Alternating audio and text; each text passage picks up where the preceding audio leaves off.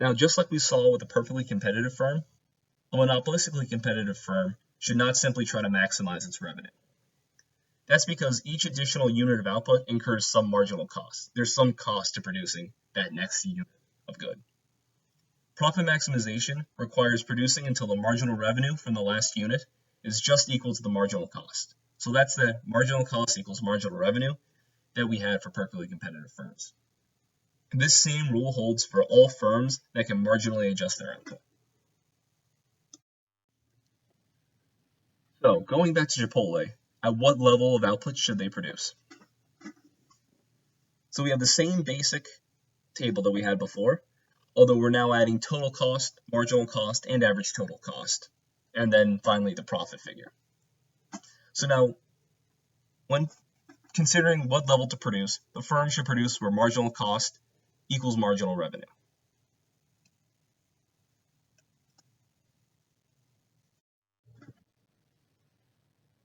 So when Chipotle produces one burrito per week, the marginal revenue is going to be $9.50, but the marginal cost is only $5. So the cost of producing an additional unit is going to be lower than the marginal revenue, the revenue from that additional unit. So they should produce more. So if we look at 2 burritos per week, the marginal revenue is $8.50, and the marginal cost is $4.50. The marginal cost is still less than the marginal revenue. So then at 3 burritos per week, marginal revenue is now $7.50, and the marginal cost is $4. See that they're getting closer, but there's still a greater marginal revenue than marginal cost. At 4 burritos per week, the marginal revenue is $6.50. The marginal cost is $5. At 5 burritos per week, the marginal revenue is $5.50, and the marginal cost is $5.50. At this point, the cost of producing another burrito is equal to the marginal revenue, or the revenue from that next burrito. Because they're equal, this is where we should produce. If you go to 6 units, the marginal revenue is $4.50, and the marginal cost is $6. Because the marginal cost is going to be greater than the marginal revenue, so it's going to cost the firm more to produce that last burrito than they'll gain in revenue from that last burrito, it doesn't make sense to produce there. So they should stop at 5 burritos per week. And if we look at the profit in the far right-hand column, the profit is the greatest at 4 units and 5 units. At 5 units, that's where the marginal revenue equals the marginal cost. So that's where the firm should produce. So for a monopolistically competitive firm, their supply and demand curve is going to look a lot like the monopolist supply and demand curve, where you have the marginal cost curve that looks kind of like that check mark or Nike swoosh, the downward sloping demand curve, and the downward sloping marginal revenue curve, which is below the demand curve. So now, in this case, Chipotle or any monopolistically competitive firm is going to sell where the marginal cost equals the marginal revenue. So on the figure on the left, that's going to be at point A, where MC equals MR. Those two curves cross. Now, that's the profit maximizing quantity. Now, the demand curve is going to show the price. So for the demand curve, or to choose where to price, the profit maximizing price is going to be at that the profit maximizing quantity, so in this case 5 units, where that crosses the demand curve. So that's going to be at point B, which is directly above from point A. So in this case, the profit maximizing price will be $7.50. Now looking at the individual firm, using the supply and demand curve on the right, that includes the average total cost. So the difference between the price and the average total cost at the profit maximizing quantity of burritos is going to be the profit. So in this case, it's that green rectangle that we saw as the difference between the price and the average total cost and the number of units sold. So it's going to be just like finding the profit, the difference between the price and the average total cost for a perfectly competitive firm. So let's go through the steps to identify profit for a monopolistically competitive firm. So to identify profit, first, we use the marginal revenue equals marginal cost to identify the profit maximizing quantity. So on the figure on the right, point A, where the marginal revenue curve crosses the marginal cost curve. Then we're going to draw a vertical line at that quantity, going all the way down to the x-axis, so we know the number of units being sold. The vertical line, also we're going to draw it up to where it hits the demand curve. That's going to be at point B. That's going to be the price at which the monopolistically competitive firm is going to sell the good.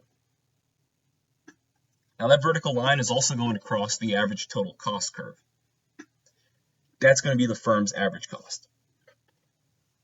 Now the difference between the price, point B, and the average total cost is going to be the profit or the loss per unit. We take that average profit or loss per unit and multiply that by the number of units being sold. So in this case, it's going to be the price, $7.50, minus the average total cost of $6. So that's $1.50 profit per unit. We're then going to multiply that times the quantity. The quantity in this case is 5.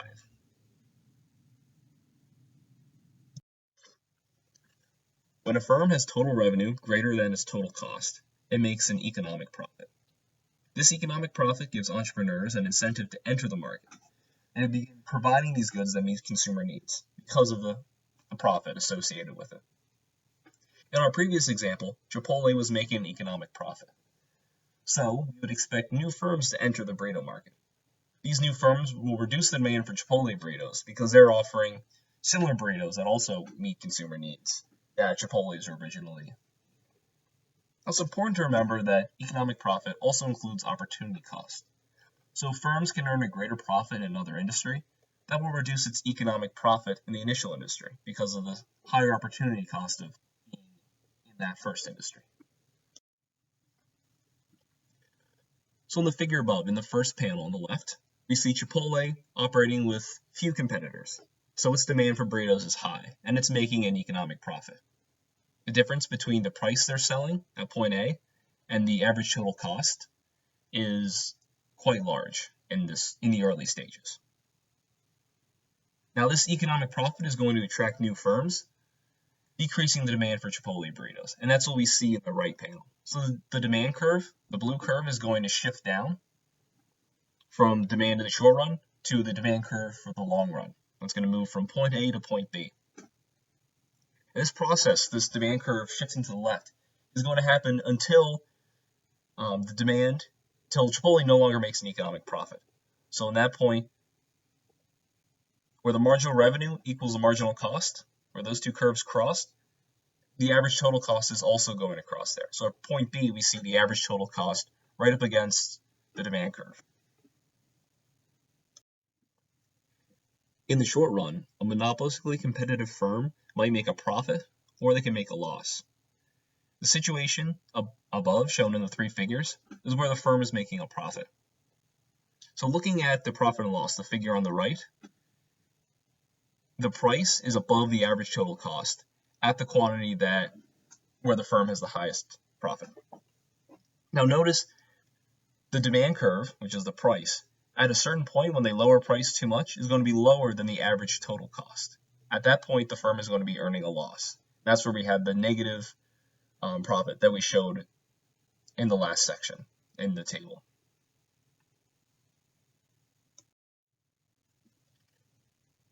These figures show a firm that's earning a loss.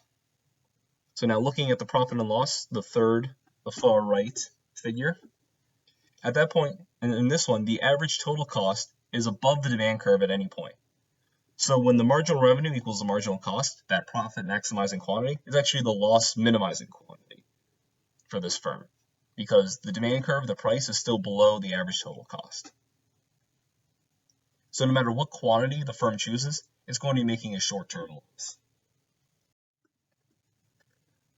As we mentioned earlier, in the long run, the firm must break even. If the firm is earning a profit, other firms are going to recognize that, and they're going to begin competing in that market. Likewise, if firms are earning a loss, some of those firms are going to leave the market, and eventually only the firms that are able to break even will remain. Notice that in the third figure, the profit and loss figure, the average total cost curve is tangent to the demand curve at the profit maximizing quantity. So at this point, the best a firm can do is break even. There's no quantity at which the firm can make a profit because the average total cost is never below the demand curve. So our model of monopolistic competition predicts that firms will earn zero profit in the long run. However, firms don't need to passively just accept this long-run outcome, this lack of profit. They have some alternatives they could choose. First, they could innovate so that their costs are lower than other firms. They could do something to increase their productivity that lowers their cost, which allows them to earn a profit, even when selling at the same price. Or they could convince their consumers that their product or their experience, their service, is better than that of other firms. They can do that by actually making the product better in some unique way, somehow making it meet consumer needs that no product was able to meet before. Or they can make consumers perceive that it is better, perhaps through something like advertising. So think of the long run as the direction of the trend.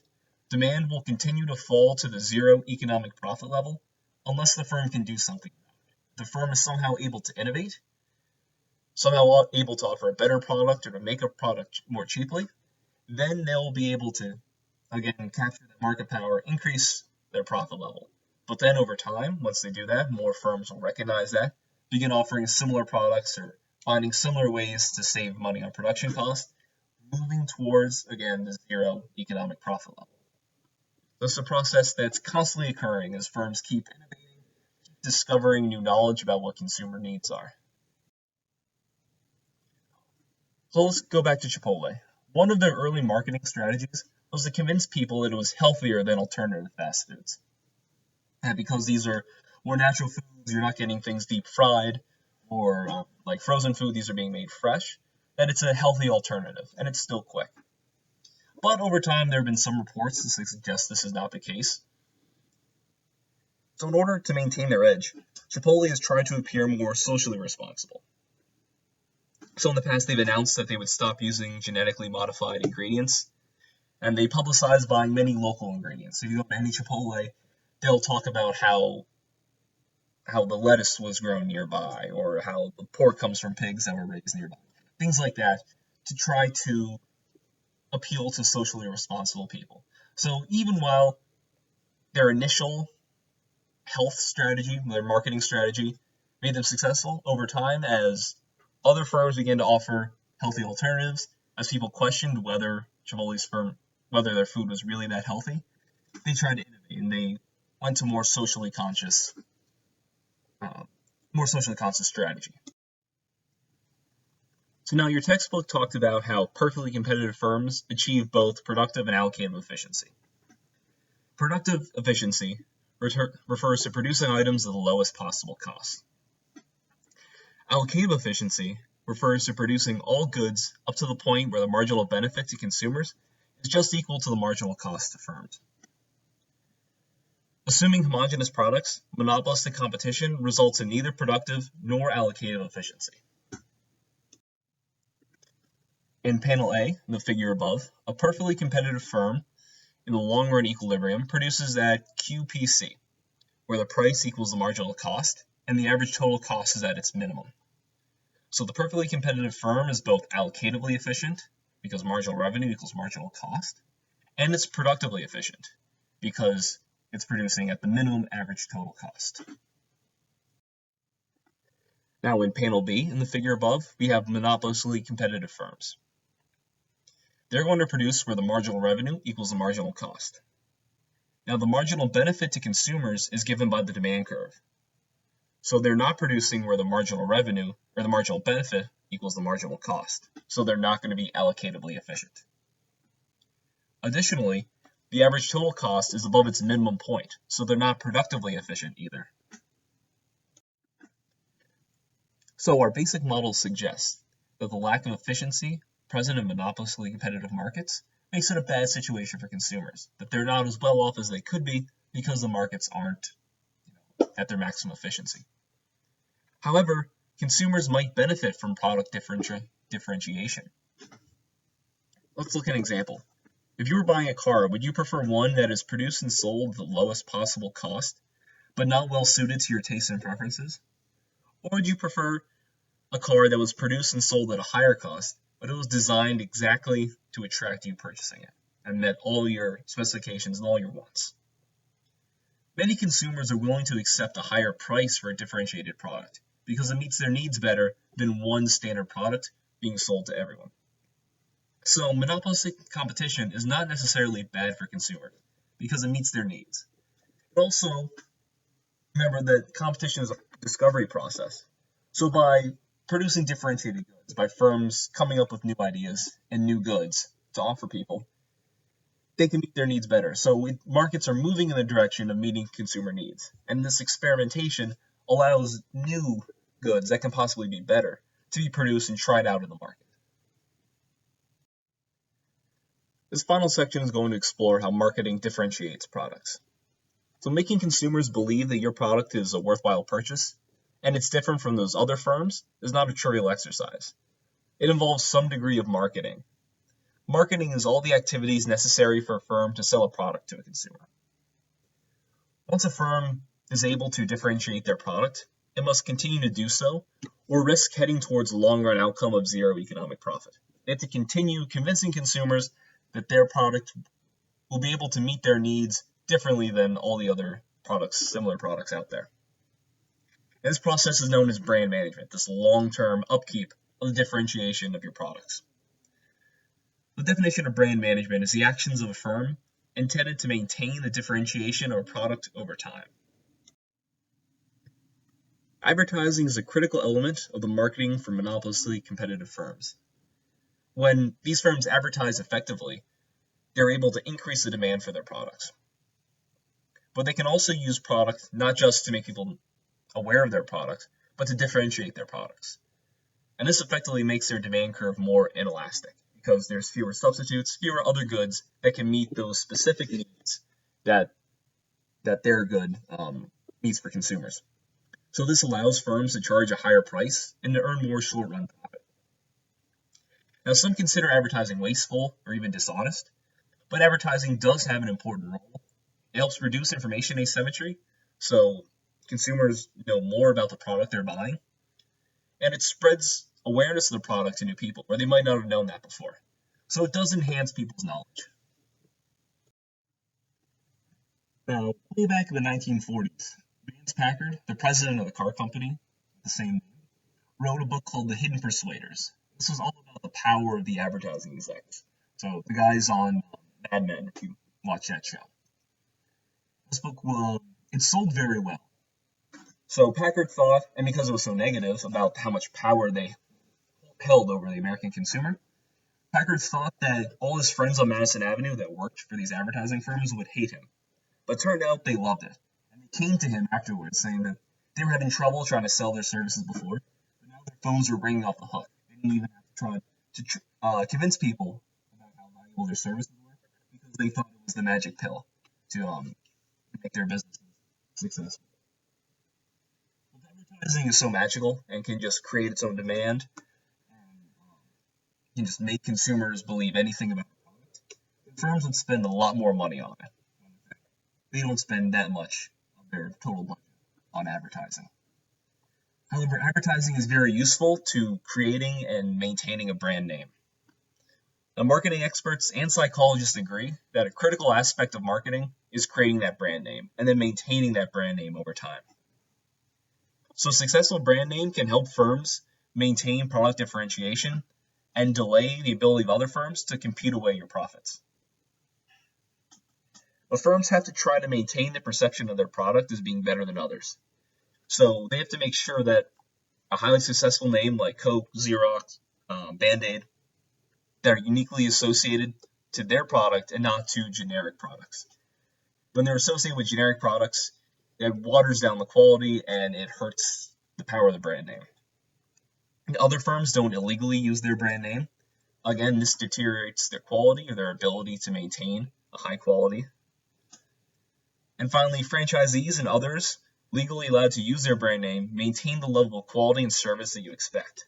So if McDonald's establishes a good brand name, maybe they're not known for super high quality, but they're known for getting the same exact burger no matter where you go.